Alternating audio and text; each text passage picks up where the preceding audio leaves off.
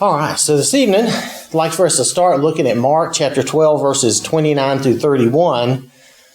Jesus answered him, "The first of all the commandments is, Hear, O Israel, the Lord our God, the Lord is one. And you shall love the Lord your God with all your heart, with all your soul, with all your mind, and with all your strength. This is the first commandment.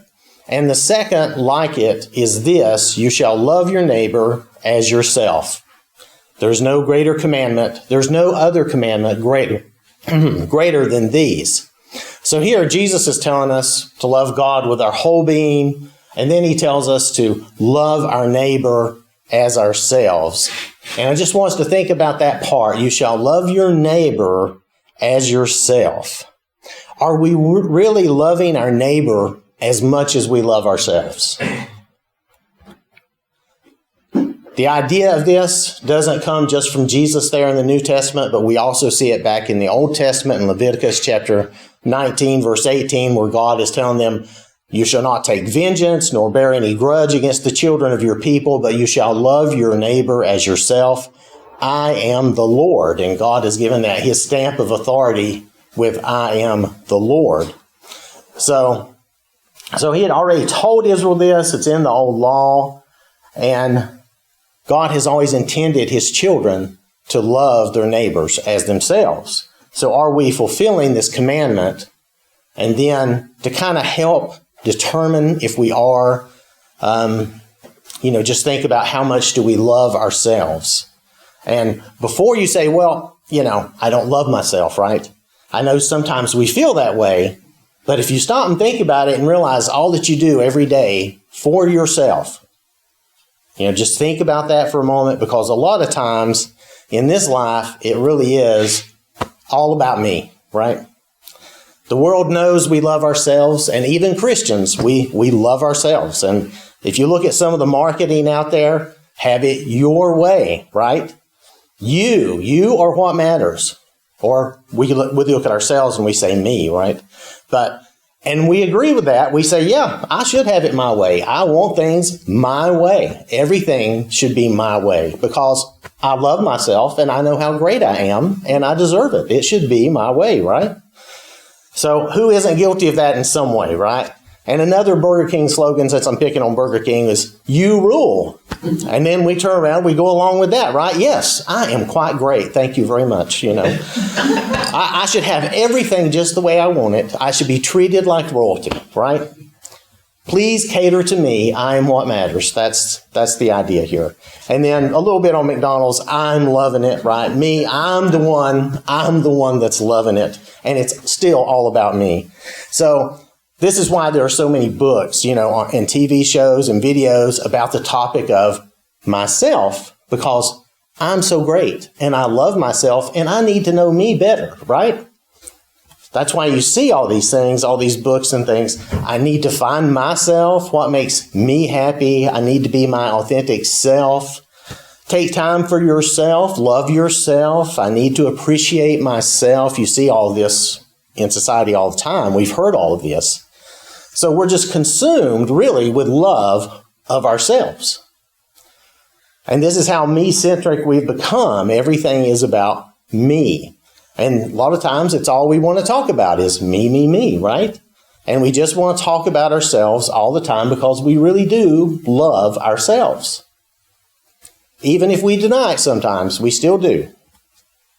Like this. This is probably one of my worst things. It's my opinion that matters. My opinion, right?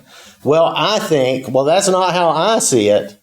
And I'm really, like I say, I'm really just picking on myself. I'm kind of just punching myself, if you want to think of it that way. But before we dismiss this idea of our love for ourselves, if you just take a few moments and think about it, if we examine ourselves, I've got a few questions lined up here, and nobody has to say anything out loud, but just some questions, just silently kind of test ourselves here. Number one, do I make decisions primarily for my benefit, or do I consider how my decisions affect others? When I serve others, am I doing it with joy, or do I expect some reward or recognition? Am I willing to sacrifice my time, money, or other things for the needs of others, even if it inconveniences me? Bonus point, if you can do it without grumbling, right? Do I check on the feelings and needs of others, or do I assume that their silence means they're fine? Am I really listening to others, or am I preparing what I want to say next? Or if you're like me, sometimes I'm daydreaming about something else entirely, just drifted off, lost the train of thought. When I disagree with someone, do I try to understand their perspective, or am I like all defensive or totally offensive? And if you think of being all defensive, it's kind of like the Star Trek thing, shields up, Captain, you just don't even stop listening to them, you're not paying any attention to them. Or you go total offense where you just try to tear the other person down, right? Do I show kindness to others, even if they don't deserve it, or even if they can't repay me? Am I patient with others, or am I easily perturbed if they do not understand or struggle to keep up in some way? How often do I do what I want versus taking the opportunity to serve others? When I see someone in need, do I immediately help them or look around for someone else to do it so I'm off the hook? Do I change my schedule or plans to fit others, or do I stick to what works best for me? Am I praying for others regularly, or am I just praying for myself? When reading the Bible, am I looking for ways to serve and encourage others to help them in their walk with Christ, or am I just looking for that encouragement and knowledge for myself? And realistically, we know that we do need that knowledge and encouragement, right, also. But just the idea that we should be looking at it both ways. So how much do we love our neighbor versus how much do we love ourselves? So that's the question. Do we really love our neighbors like ourselves, or is it all about me? In closing, I just want us to think about this, something we can probably work on.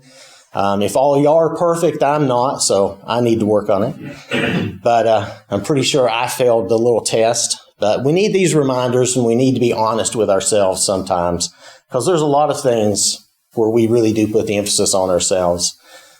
The good news is we have a great example in Jesus. If we look at John chapter 13, verses 14 and 15, if I then, your Lord and teacher, have washed your feet, you also ought to wash one another's feet. For I have given you an example that you should do as I have done to you. And it's really not about foot washing, as some people take that superficially to mean. It's rather that example that the Lord has set for us, that example of service. And our focus in every way should be to serve others, to serve God, and worship Him in spirit and truth by serving others. That doesn't mean we stop bathing or eating or exercising or any of those things that we do need to do to take care of ourselves. We certainly don't stop our Bible study or our prayer or any of those things that we really need, but we take the focus off of ourselves and put it on the Lord and His example of service. Take what we learned from Jesus, even in these verses here, and put it into practice. So as an example of that, if there's any service we can do for you this evening, if there's something we could pray with you about, anything like that, please let us know as we stand and sing.